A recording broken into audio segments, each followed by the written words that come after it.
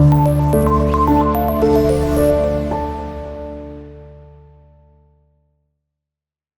हम करते हैं पैसेज नंबर 3 को start. So focus towards your book and let's start with reading of the passage number 2. Quaid-e-Azam Muhammad Ali Jinnah was a nation builder and a great patriot. He wanted to protect the values, culture, and traditions of the Muslims of the subcontinent. He gave the Muslims a sense of identity by securing a separate homeland for them. He said, "We must develop a sense of patriotism which galvanizes all us into a united and strong nation." So class इसमें हमारे पास क्या बताया गया है. इस passage में हमारे जो फाउंडर ऑफ द कंट्री थे कायद-ए-आज़म मोहम्मद अली जिन्ना के बारे में बताया गया है कि वो किस किस्म के शख्स थे. वो एक कौम बनाने वाले शख्स थे. ठीक है. How he builded us into a United nation. उन्होंने क्या मैसेज लोगों को दिया एट दैट टाइम. और उसके साथ उन्होंने बताया that how we are suppose to protect a culture and a religious values because before the partition हमारे cultures and religious values were not protected. They were not provided by the safeguard. ठीक है. उनको वो तहफ़्फ़ुज़ नहीं मिल रहा था. तो कायद-ए-आज़म मोहम्मद अली जिन्ना ने किस किस्म के मैसेजेस दिए और उनको बताया that how they should protect the values and cultural believes. अब क्लास इस पैसेज के साथ ही हमारे पास एक क्वेश्चन गिवन है.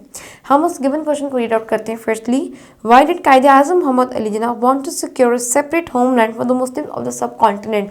कायद-ए-आज़म मोहम्मद अली जिन्ना को एक सेपरेट होमलैंड क्यों लेना था मुस्लिम्स ऑफ सब कॉन्टिनेंट के लिए, बड़े सगीर के मुसलमानों के लिए क्यों लेना चाह रहे थे.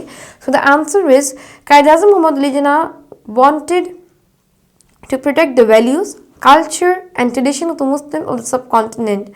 That's why he wanted to build a separate nation. So class, this is the answer of this question. I hope it's very clear to all of you. अब हम क्लास इस पैसेज नंबर 3 के डिफिकल्ट वर्ड मीनिंग्स को cover up करेंगे. Along with that हम इस passage की translation को भी करते हैं. सो let's begin with the difficult word meanings of passage number 3.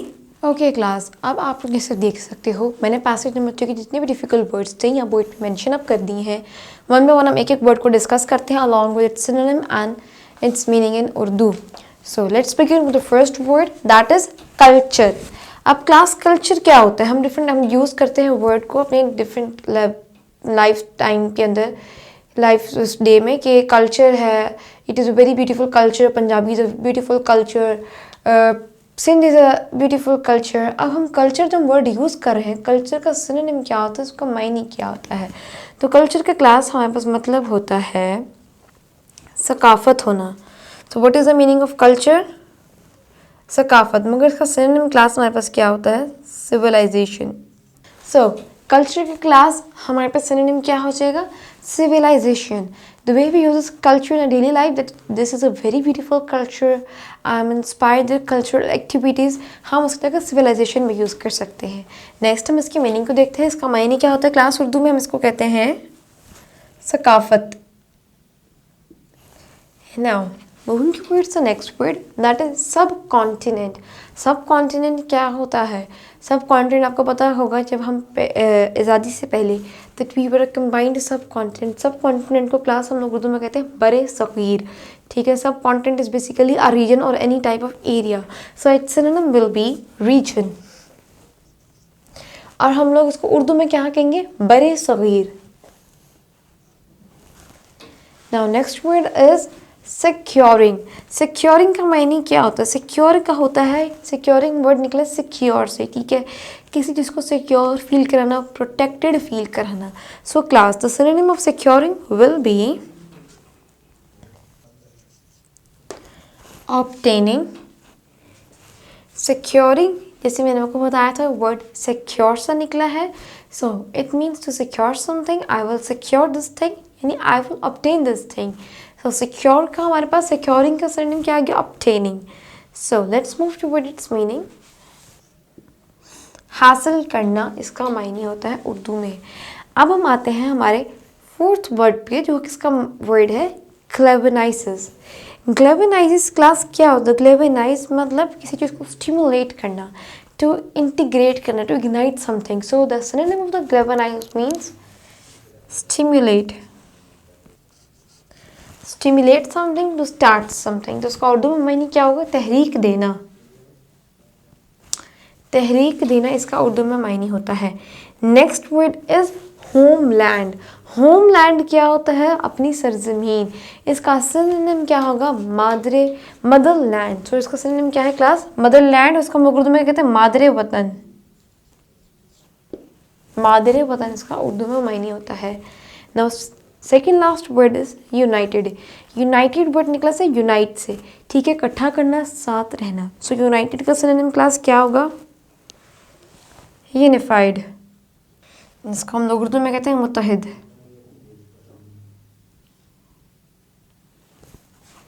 Now moving towards the last word, that is traditions. Traditions class क्या होता है? Tradition होता है basically custom होना, ठीक है। The customs of this area, the custom of this region, the traditions of this region, ये हम यूज़ करते हैं वर्ड अपनी डिफरेंट लाइफ डे में, ठीक है। अब traditions का मायने क्या होगा? सिनोनिम हम देखते हैं, that will be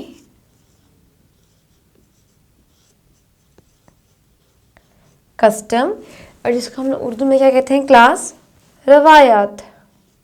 so class हमने इस पैसेज में जो जो डिफ़िकल्ट वर्ड्स थे वन बाय वन उन सबको लिख लिए हैं। अब मैं स्टार्ट करने लगी हूँ इस पैसेज नंबर 3 की ट्रांसलेशन को। So focus towards your registers and do write it down in your notebooks and registers wherever you are mentioning and writing it down.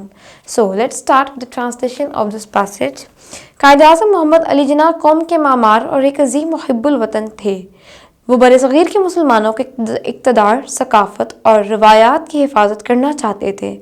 आप रहमतुल्लाह ने उनके लिए एक अलहदा वतन हासिल करके इन्हें एक एहसास तशख़ीस दिलाया। इन्होंने फरमाया, हमें हुब्बुल वतनी का एहसास परवान चढ़ाना चाहिए जो हम सब को एक मुत्तहिद और मजबूत कौम बनने के लिए मुतहर्रिक कर देगा।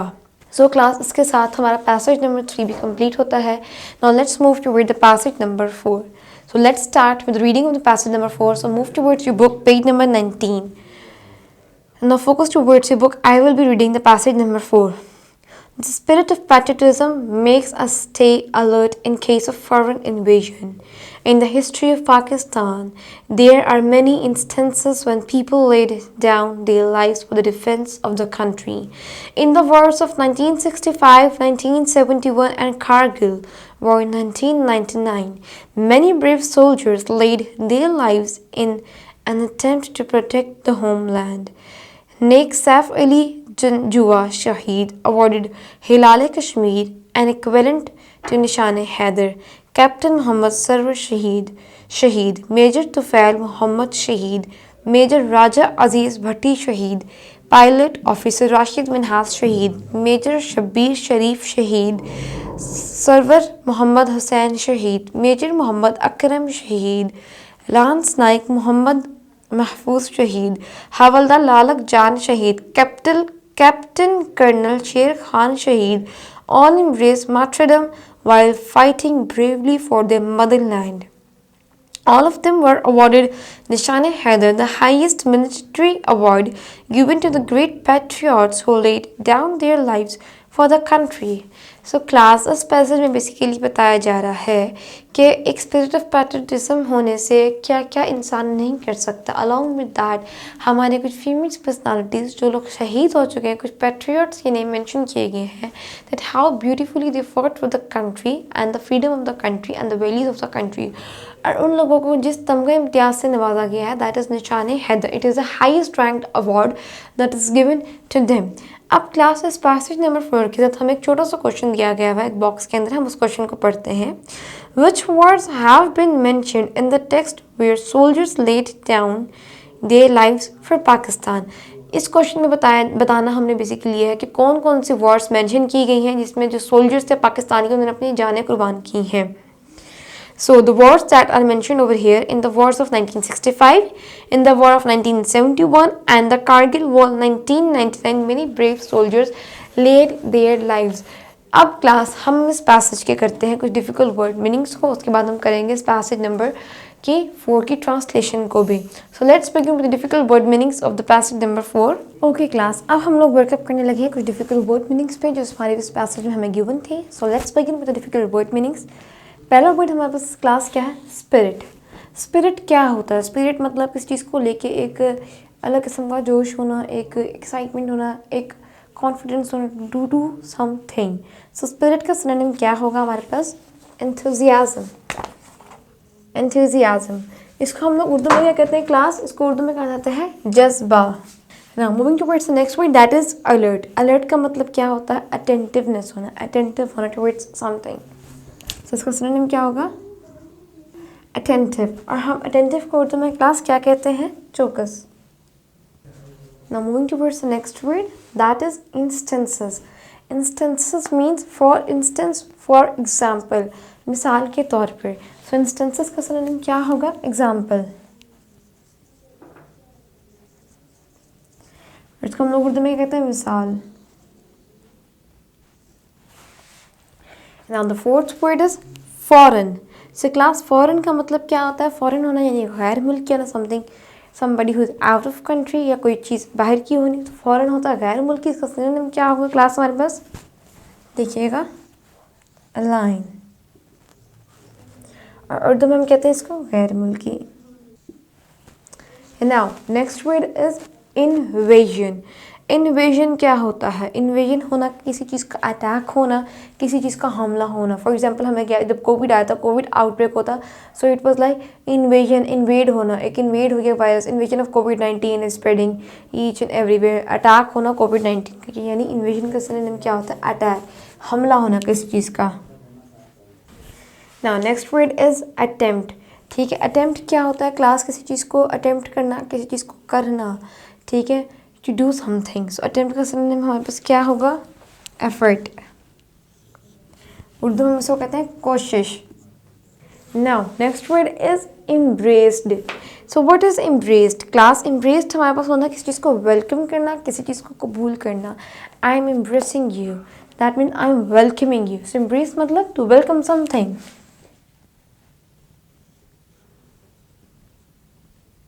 Embraced mean welcomed.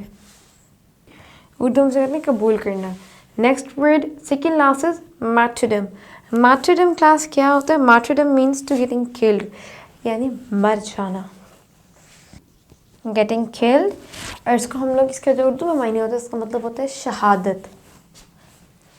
Now the last word is military. Military क्या होता है क्लास? मिलिट्री होता है बस आर्म्ड फोर्सेस। सो इसका सिनोनिम क्या है? Armed forces. इसको हम लोग उर्दू में क्या कहते हैं क्लास? फौजी। आई होप इट्स वेरी क्लियर। जितने भी इस पैसेज में हमारे पास डिफिकल्ट वर्ड्स थे अलॉन्ग विद द मीनिंग्स हमने कर लिए हैं। अब क्लास 9 हम लोग स्टार्ट करने लगे हैं इस सेकेंड लास्ट पैसेज की अपनी ट्रांसलेशन। सो सब रेडी हो जाए और अपने रजिस्टर्स पे नोट डाउन करना शुरू कर दें। हम इसकी ट्रांसलेशन स्टार्ट करने लगे हैं। Let's begin with the translation of the passage number 4। सो शैल आई। हुब्बुल वतनी का जज्बा। हुब्बुल वतनी का जज्बा हमले की सूरत में हमें चौकन्ना रखता है। पाकिस्तान की तारीख में बहुत सी ऐसी मिसालें हैं जब लोगों ने मुल्क के दिफा के लिए अपनी जानों का नजराना पेश किया। 1965-1971 की जंगों में और कारगिल की जंग में बहुत से बहादुर सिपाहियों ने वतन की हिफाजत के लिए अपनी जानें कुर्बान की। हुब्बुल बहादुर सिपाहियों ने वतन की हिफाजत की कोशिश में अपनी जानें दी। अब क्लास गौर कीजिएगा, जितने भी हमारे पास सोल्जर्स थे जिन्होंने अपनी जानें कुर्बान की थी, हम वन बाय वन उन सब के नाम इसमें लिखने लगे हैं। इनको एज इट इज़ लिखना है, यानी उर्दू में लिखना है, इनको इंग्लिश में लिखने की ज़रूरत नहीं है। ठीक है, अब let's start with it. Captain Mohammad Sarwar, major Mohammad Tufail, major Raja Aziz Bhatti शहीद, पायलट ऑफिसर राशिद मिन्हास शहीद, मेजर शबीर शरीफ शहीद, सरवर मोहम्मद हुसैन शहीद, major Mohammad Akram, captain lance Naik Mohammad मुहफ़्फ़ज़ शहीद, हवलदार लालक जान शहीद, कैप्टन कर्नल शेर खान शहीद।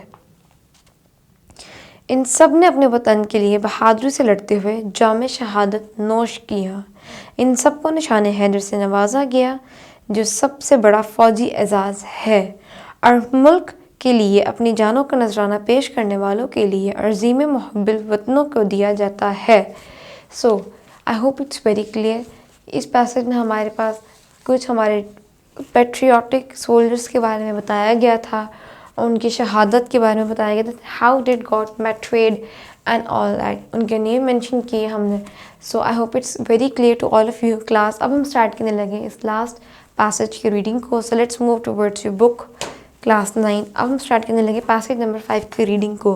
Patriotism before there is not just a feeling, rather it is a life spirit that continuously inspires and guides a nation. In words of S.W. Scott, a man devoid of patriotic spirit is like the one who breathes there, the man with soul so dead who never to himself hath said, "This is my own, my native land."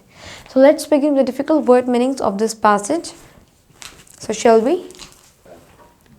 Okay class, अब हम लोग start करने लगे passage number 5 के difficult word meanings के ऊपर workup करने लगे. सो let's begin with the first word, that is feeling.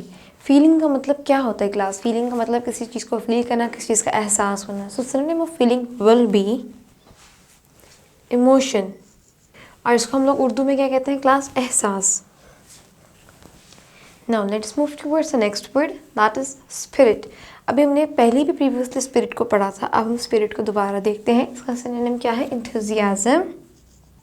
Enthusiasm. और उसको हम उर्दू में कहते हैं क्लास जज्बा.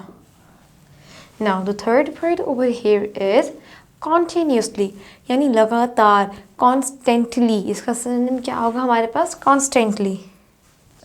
और इसको हम लोग उर्दू में क्या कहते हैं क्लास? मुसलसल. ठीक हो क्या जी? अब हमारा नेक्स्ट वर्ड क्या है? इंस्पायर. इंस्पायर करना, इंस्पायर. दिस पर्सन इंस्पायर्स मी. ठीक है, इसको देख के हम इंस्पायर होते हैं. तो इंस्पायर का मायने क्या होगा क्लास हमारे पास? मोटिवेट करना. ठीक है क्लास, इंस्पायर था, इंस्पायर को हमने कर दिया मोटिवेट. इसको हम लोग उर्दू में क्या कहते हैं? हौसला अफजाई करना. Now class the next word over here is guides. Guides क्या होता है? किसी चीज़ को आई एम गाइडिंग यू, किसी को राह दिखाना, to guide someone, to lead something. So the synonym of guide will be lead. Lead या डायरेक्ट भी कह सकते हैं हम इसको. तो क्लास गाइड का सिनोनिम क्या था? Lead, direct. उर्दू में इसको क्या कहते हैं? हदायत. Next word is devoid. Devoid means to lack something, किसी चीज़ की कमी होना. तो डिवॉइड का सिनोनिम क्या होता है हमारे पास? लैक या डेफिशिट. उर्दू में इसे कहते हैं क्लास खाली. Now the last word over here is native. Native का मतलब क्या होता है? Native means national. ठीक है, नेशनलिस्ट और नेशनल. और इसको हम लोग उर्दू में क्या कहते हैं क्लास? मकामी. So I hope it's very clear to all of you. जितने भी पैसेज 5 में हमारे पास डिफिकल्ट वर्ड मीनिंग्स थे, हमने वन बाय वन एक एक वर्ड को बड़े आराम से डिस्कस कर लिया उसके मीनिंग के साथ. अब क्लास हम लोग स्टार्ट करने लगे हैं अपने पैसेज नंबर 5 के ट्रांसलेशन को. So come towards your registers and write down the translation of the passage number 5. So let's begin with the translation of the passage number 5. हम इसलिए हुब्बुल वतनी महज एक एहसास नहीं है, बल्कि ये एक ऐसा जिंदा जज्बा है जो किसी कौम को मुसलसल तहरीक देता है और रहनुमाई करता है. S.W. स्कॉट के अल्फाज में हुब्बुल वतनी के जज्बे से महरूम शख्स ऐसे इंसान की तरह है जो आदमी सांस लेता है एक मुर्दा रूह के साथ, जिसने कभी खुद से नहीं कहा ये मेरी अपनी सरजमीन है. So class, with this we are ending the reading of chapter number 2, patriotism. I hope it's very clear to all of you. एक समरी इस चैप्टर की मैं आपको देती हूँ कि इस चैप्टर में हमारे पास बेसिकली पैट्रियटिज्म बताया गया है कि क्या होता है. वतन परस्ती के बारे में हमने पढ़ा कि हमारी सुप्रीम वैल्यूज़ क्या हैं, और एक ट्रू पैट्रियट कौन होता है? The person who knows his true values, his religious cultures, उनके ट्रेडिशंस के बारे में उसको पता हो, and the one who can never compromise on his values and cultures. ठीक है, अलॉन्ग विद दैट हमने थर्ड पैसेज में हमने क्या पढ़ा था कि हमने कायद-ए-आज़म मोहम्मद अली जिन्ना के बारे में पढ़ा कि वो एक नेशन मिल रहे थे, and why he wanted to build a nation, के वो एक सब कॉन्टिनेंट क्यों बनाना चाहते थे. द रीज़न वॉज दिस कि हमारे राइट्स को, हमारे रिलीजियस वैल्यूज़ को प्रोटेक्ट कर सके, हमें यूनाइटेड एक मुत्तहिद एक नेशन एक कौम बना सके.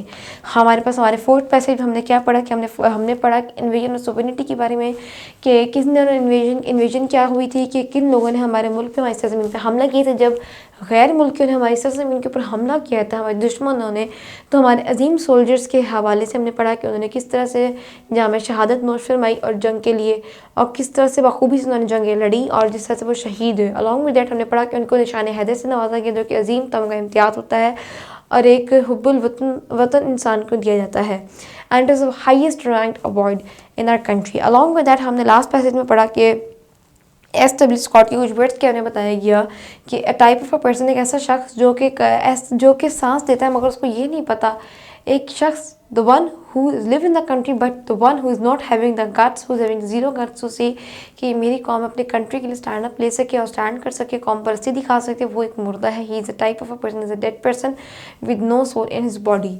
सो this was all in this chapter. I hope it's very clear. किसी भी किस्म की क्वेरी, कोई क्वेश्चन नहीं होगा आप सबको।